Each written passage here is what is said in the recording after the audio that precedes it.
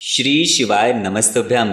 दोस्तों, जैसा कि हम लोगों को उम्मीद थी कि पूज्य गुरुजी पंडित प्रदीप मिश्रा जी इस अधिक मास में हम लोगों के लिए एक विशेष उपाय जरूर बताएंगे, ठीक वैसा ही हुआ। उन्होंने अपनी श्री शिव महापुराण की कथा में, जो इस समय मैनपुरी में चल रही है, उसमें एक ऐसा विशेष उपाय बताया है जो आपको कई वर्षों के बाद करने का मौका मिलेगा। पूज्य गुरुजी ने कहा कि अगर आप ये उपाय अपने घर पर ही करते हैं तो यकीन मानिए आपके जीवन से धन धान्य की समस्या तो हमेशा के लिए समाप्त होगी ही। और अगर आपके घर में किसी सदस्य को कोई बीमारी लग गई है, कोई रोग से परेशान है, या फिर आप बहुत ज़्यादा संकटों से घिरे हुए हैं, बहुत सारी समस्याएं आपके जीवन में चल रही हैं, आप धन प्राप्ति करना चाहते हैं लेकिन धन प्राप्त नहीं हो पा रहा है, आपका दुर्भाग्य लगातार बना हुआ है, तो गुरुजी ने कहा कि आपको कई वर्षों के बाद ये मौका मिल रहा है, आपको ये उपाय जरूर करना चाहिए। तो चलिए जानते हैं क्या है वो उपाय। लेकिन उससे पहले एक प्रार्थना, अगर आप चैनल पर नए हैं तो कृपया चैनल को सब्सक्राइब अवश्य कर ले। देखिए, पूज्य गुरुजी ने अपनी कथा में बताया था कि अधिक मास एक ऐसा मास होता है जिसे कोई भी देवी, कोई भी देवता स्वीकार नहीं कर रहे थे। तब अधिक मास ने महादेव की पूजा करके उनको प्रसन्न किया और महादेव ने अधिक मास को स्वीकार किया। और सावन के महीने में पड़ने वाला ये अधिक मास हमारी समस्त मनोकामनाओं को परिपूर्ण करता है, ऐसा पूज्य गुरुजी बताते हैं। देखिए, पूज्य गुरुजी ने इस अधिक मास के लिए बहुत ही सुंदर उपाय बताया है। आपको सिर्फ ये वीडियो देखते जाना है, सुनते जाना है, कुछ भी बहुत ज़्यादा समझने का प्रयास नहीं करना है। आप सिर्फ कुछ विशेष तिथियां अपने मोबाइल पर स्क्रीनशॉट लेकर या फिर अपने कॉपी में या किसी रजिस्टर में लिख सकते हैं, क्योंकि ये उपाय आपको कई वर्षों के बाद करने का मौका मिलता है और ये आपकी समस्त मनोकामनाओं को परिपूर्ण करता है, आपके जीवन के सारे दुर्भाग्यों को समाप्त करके सुख, समृद्धि तथा वैभव की प्राप्ति करवाता है। तो चलिए जानते हैं क्या है वो उपाय। उपाय बताने से पहले आप लोगों से एक छोटा सा प्रश्न, जिसका उत्तर आपको कमेंट बॉक्स में करके बताना है।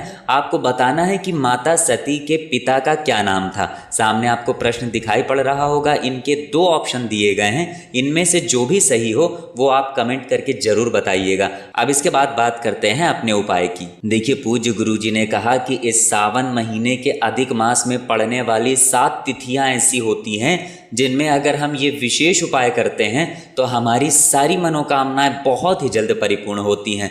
देखिए, इस उपाय के लिए पूज्य गुरुजी ने कहा कि ये उपाय आपको सिर्फ 7 तिथियों में करना है। कौन कौन सी तिथियों में करना है? तो आपको अधिक मास की पंचमी तिथि में करना है, अष्टमी तिथि में करना है, एकादशी तिथि में करना है, प्रदोष तिथि में करना है, मासिक शिवरात्रि में करना है, अमावस्या की तिथि में करना है और पूर्णिमा की तिथि में करना है। गुरुजी ने इन 7 तिथियों में करने के लिए ये उपाय बताया है और ये तिथियां कब कब पड़ रही हैं तो वो आपको सामने वीडियो में दिखाया जाएगा। अभी आपको बिल्कुल भी परेशान होने की ज़रूरत नहीं है, आपको अपना कैलेंडर देखने की भी ज़रूरत नहीं है। आपको सामने स्क्रीन पर सारी तिथियां बताई जाएंगी, उनका आप स्क्रीनशॉट लेकर इन तिथियों में से किसी भी एक तिथि में ये उपाय कर सकते हैं। देखिए, इस उपाय के लिए अगर आप ये पंचमी तिथि में कर रहे हैं तो पंचमी तिथि आपकी 6 अगस्त को पड़ रही है, और अगर आप ये उपाय अष्टमी तिथि में कर रहे हैं तो वो 26 जुलाई को भी पड़ रही है और 9 अगस्त को भी पड़ रही है। और अगर आप ये उपाय एकादशी की तिथि में कर रहे हैं तो एकादशी की तिथि 29 जुलाई और 12 अगस्त को पड़ रही है। फिर अगर आप ये उपाय प्रदोष की तिथि में करना चाह रहे हैं, सावन महीने के इस अधिक मास में पड़ने वाले प्रदोष तिथि में अगर आप ये उपाय करना चाह रहे हैं तो प्रदोष की तिथि 30 जुलाई और 13 अगस्त को पड़ रही है। और अगर आप मासिक शिवरात्रि में करना चाह रहे हैं तो मासिक शिवरात्रि 14 अगस्त को पड़ रही है। फिर इसके बाद अगर आप ये उपाय अमावस्या की तिथि में कर रहे हैं तो अमावस्या की तिथि 16 अगस्त को पड़ रही है।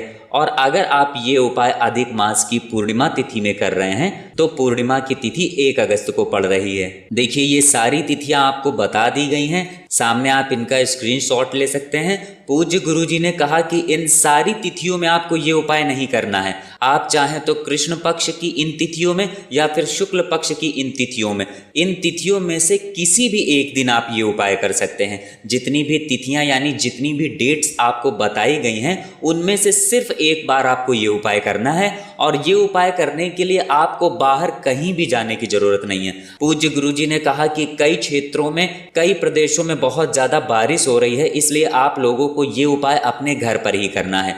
देखिए, अपने घर पर आप ये तुलसी माता का जो पौधा होता है उसके नीचे भी ये उपाय कर सकते हैं, या फिर आप अपने घर के मुख्य द्वार पर ये उपाय कर सकते हैं, या फिर आप अपने घर के मंदिर में ये उपाय कर सकते हैं।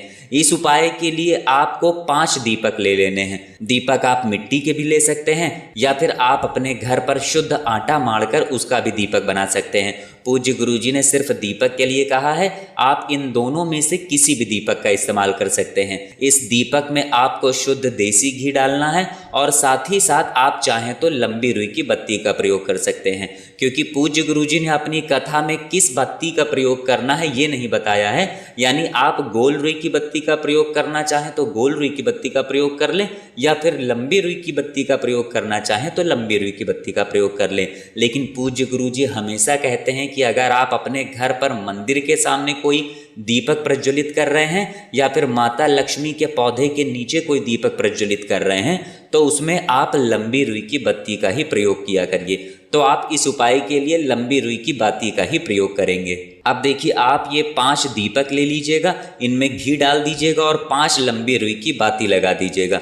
उसके बाद ये दीपक आपको अपने घर के मंदिर के सामने रख लेने हैं और प्रज्वलित कर लेने हैं। दीपक प्रज्वलित करने के बाद फिर ये दीपक आपको अपने मुख्य द्वार के बाहर रख देना है। मुख्य द्वार के बाहर रख देंगे, यानी जो मेन गेट होता है उसके बाहर रख देंगे, और दीपक का जो मुख होगा वो बाहर की तरफ रहेगा। या फिर आप चाहें तो अपने घर पे जो तुलसी का पौधा होता है उस तुलसी के पौधे के नीचे भी आप ये 5 दीपक प्रज्वलित करके रख सकते हैं। अपनी मनोकामना का स्मरण करते हुए आपके जीवन की जो समस्या है, आपके जीवन की जो तकलीफ है, चाहे वो धन से संबंधित हो, चाहे वो स्वास्थ्य से संबंधित हो, यानी आपके शरीर में अगर कोई भारी रोग हो गया है, कोई भारी बीमारी हो गई हो, तो उसके लिए आपको ये उपाय कर लेना है। या फिर आपके जीवन में कोई संकट चल रहा है, कोई भारी विपत्ति आ गई है। बहुत से ऐसे लोग होते हैं जो कहते हैं कि हमारे जीवन में हमने बहुत मेहनत कर ली है लेकिन हम सफल नहीं हो पा रहे हैं। तो पूज्य गुरुजी ने कहा कि आपके जीवन में किसी भी प्रकार की समस्या हो तो आपको कई वर्षों के बाद जो ये संयोग बन रहा है उस संयोग में ये विशेष उपाय जरूर करना चाहिए।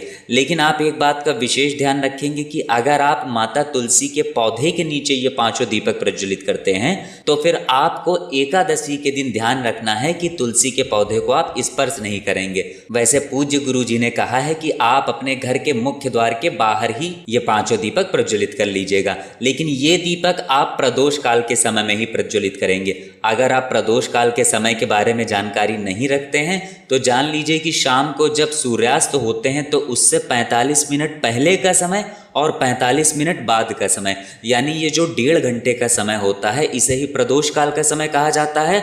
और इसी समय आपको ये 5 दीपक प्रज्वलित करने हैं। 5 दीपक प्रज्वलित करने के बाद मुख्य द्वार के बाहर आपको ये रख देना है और अपनी मनोकामना बोल देनी है। पूज्य गुरुजी कहते हैं कि सावन महीने के इस अधिक मास में पड़ने वाली ये विशेष तिथियां जो आपको अभी अभी बताई गई हैं, उन तिथियों में से किसी भी एक तिथि में अगर आप ये उपाय करते हैं तो गुरुजी ने कहा कि हम यकीन दिलाते हैं आपकी वो मनोकामना महादेव की कृपा से बहुत ही जल्द परिपूर्ण हो जाएगी। तो दोस्तों ये उपाय आपके लिए बहुत ही खास होने वाला है, बहुत ही आसान उपाय है। अगर आपके जीवन में तकलीफ है, दुख है, कष्ट है तो ये उपाय आप जरूर कर लेंगे। अगर आपको जानकारी अच्छी लगी हो तो वीडियो लाइक करिएगा। मिलते हैं फिर एक नए वीडियो के साथ। श्री शिवाय नमस्तुभ्यम।